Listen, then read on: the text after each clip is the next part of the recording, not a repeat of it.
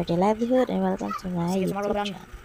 And for today's video po, papakita ko po sa inyo ang aming weekend routine ng aking banana loves. Ayan na po yung gagawin namin sa araw ng Sunday. Bubukod ko na po yung mga labahay namin hanggang bukod lang po ako.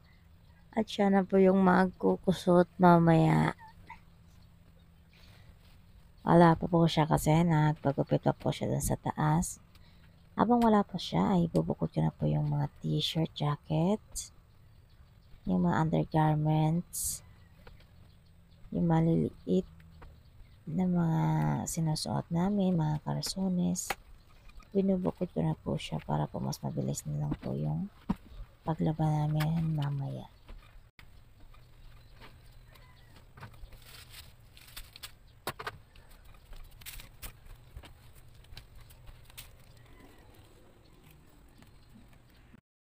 Ayan na po at magbabad na po ako dun sa mga jackets at sa mga t-shirts na ginagamit namin sa araw-araw sa pangtrabaho. Bago ko po ibabad sa sabon yung mga damit, ay ibabawad ko muna po siya sa tubig muna para po lumambot yung dumi niya kasi galing construction po ay maalikabok. Inunan ko lang po yung mga t-shirts at jackets. Mamaya na lang po yung mga undergarments, sapatos at karsones. Binubukod po namin yan bago po namin pusutan. At ayan na po ay nandyan na po yung si Happy Love. Siya na po yung magpupusot niyan habang ako po ay nagsusursi sa aming mga pantalon na mga butas na.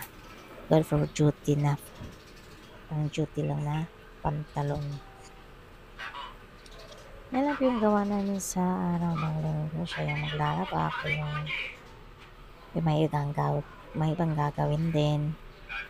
Matapos ng laba, magdadryer, magsasampay, pagkatapos na naman yung mga dati namin sinampay ay itutupi na rin na po namin yan. Para isahang lawan na pag-weekend kasi yun lang yung araw na wala kami pasok.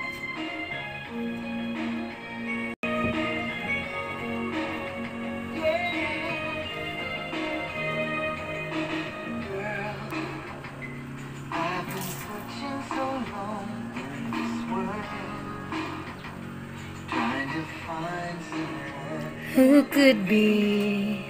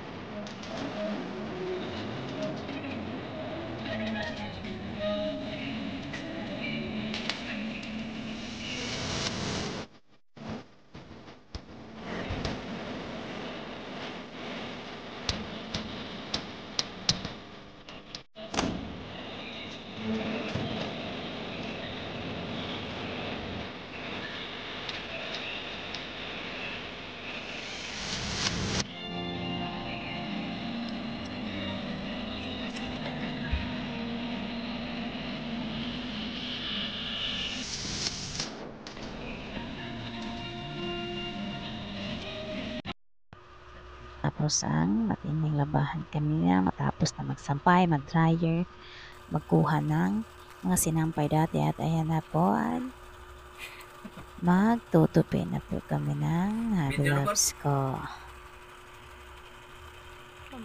Yung mga nakaraan pa yan, nakaraang linggo, bago namin matupi yan, dadaan naman yung isang linggong matapos ang paglalaba bago matupi lahat ng mga sinampay. Araw-araw may duty kasi linggo lang yung bakante namin. At pagkatapos sa namin tupiin yun ay ilalagay na po natin yan sa cabinet. Naka-segregate na po yan lahat. Maayos na po yung pagkalagay niyan. Nakabuko na po yung mga t-shirts, pambahay, panlakad, jacket yung patrabaho, yung mga medyas, panyo, mga underwears, tsaka yung pantalon. Yung pantalon na yan lang po yung laman kasi yung ibang pantalon ay nilalabhan pa po. Yan, nakasabit pa dyan sa may hangiran namin sa bandang taas.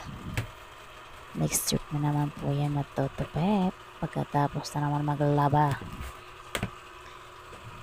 Buhay dito sa Maynila, ganito lang, diskarte lang para matapos ang gagawin sa isang linggo.